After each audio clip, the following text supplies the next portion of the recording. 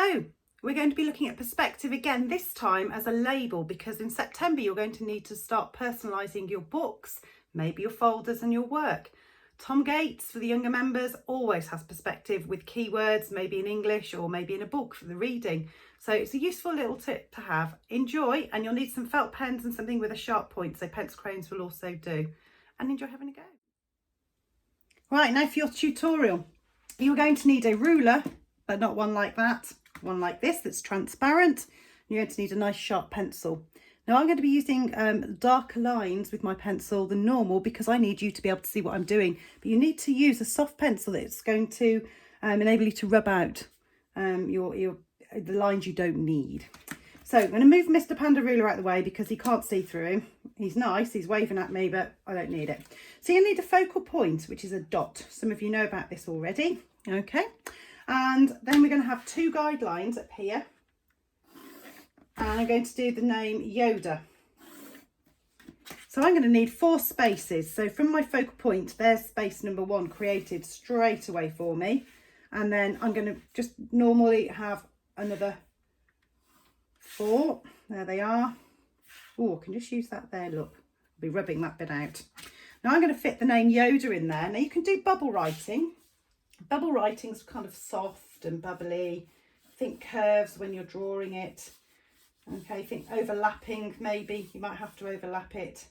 The D, all soft and kind of squidgy. That's if you're doing bubble writing, but there's lots of different fonts on the internet that you can print off for your letters. But I'm just going to do a very, very basic angular set of letters. So I'm going to start with my Y, which is like a V, and I'm going to use my ruler to help. There's my Y for Yoda, very basic in this case. And then I'm going to do an O. My O has got to fit nearly the whole of that shape. So you'll notice I'm using the sides, and then in the inside, carefully sketch it out. This could be your name. You have to plan it first. And then I need a D. I'm going to have a little indent there. And again, I'm using the full shape from these squares, the edges of the squares that I'm drafting into. There's my D.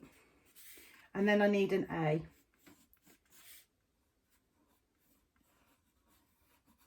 And there's my A.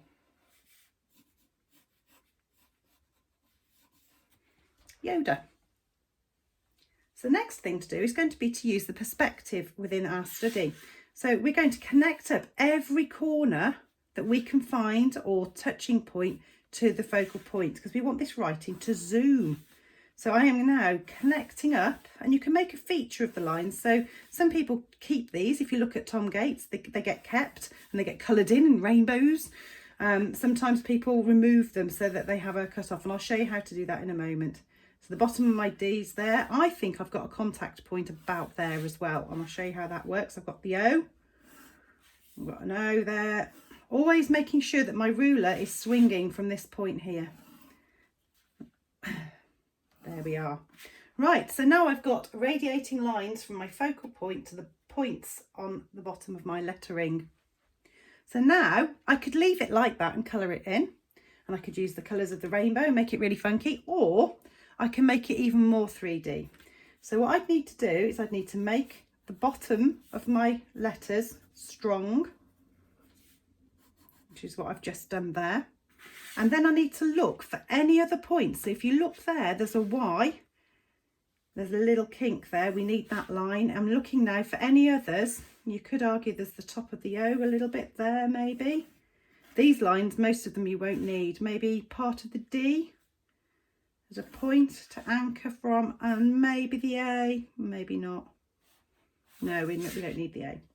Right, then what I'm going to do is I'm going to get my ruler and I'm going to stop about here, and I'm going to create, you can go as low as you want. I'm going to now create and mimic the shape. So this curve here needs to be mimicked, and we need to keep it parallel lined. Okay, there we are.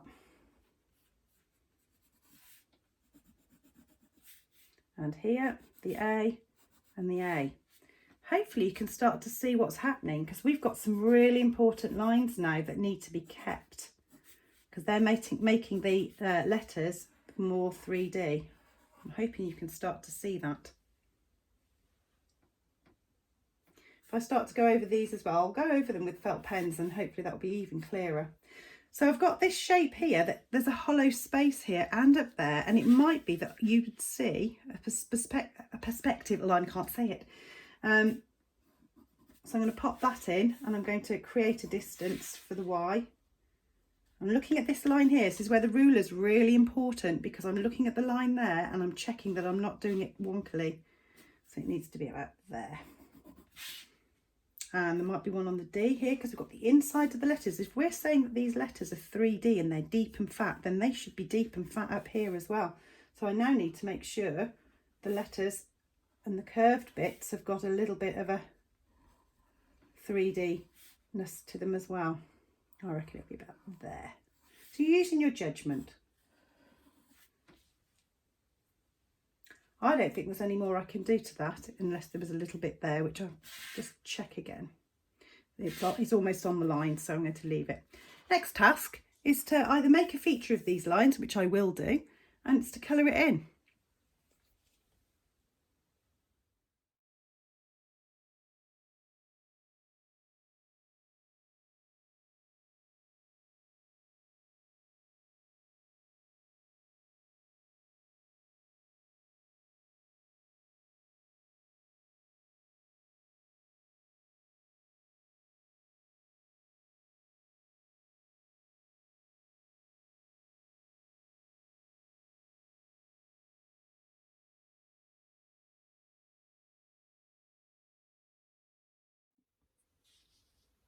So to conclude, just quickly, there are other ways that you can do your perspective word or your name.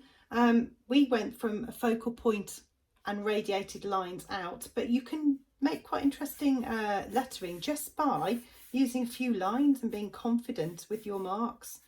And you can get a totally different effect. No colour at all. You'll notice I kept using my Sharpies, really quite rough. This is cross hatching, and it's quite nice because you can blend what are two totally different colours, because these are permanent markers. You can actually blend them together by cross hatching, which is how you get the toned effect. It's always going to have some sort of texture to it, because that's the way Sharpies and felt pens work, unless you've got the really expensive ones, which are the Copic ones.